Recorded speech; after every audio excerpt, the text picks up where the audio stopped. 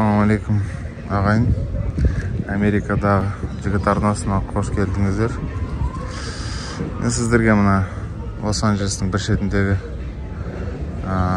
жеке меншік үйлер тұратын көшені көрсетейін деп едім. Негізі мына пальма ағаштары не ғой? Негізі өспейді бұл жақта. Бұларды алып келеді, сөйтіп егеді, бірақ еккенмен өте табиғи түрде жақсы өседі. Себебі суық жоқ. Әп-әдемі өседі.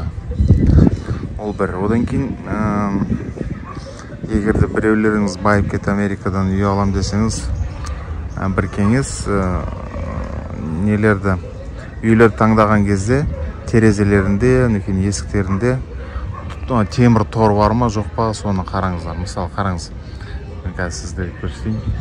Көрдіңіздер ме? Міне терезеде тор бар. Яғни бұл жерде қауіпсіздік мәселе. Яғни мүшкіл.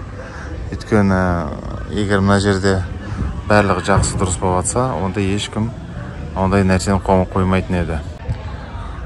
Сол, одан кейін осында тұрған көліктердің сапасын қарайтын болсаңыз, барлығандай ескілеу да сапалары.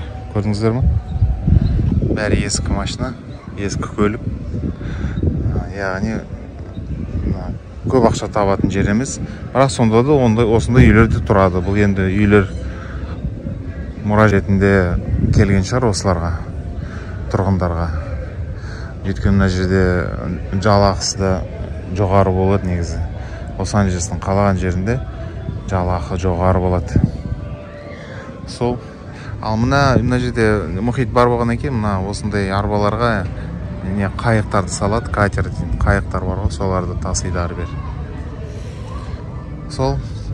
Ал арнамда қалыңыздар. Келесі кездескенше сау болып тұрыңыз.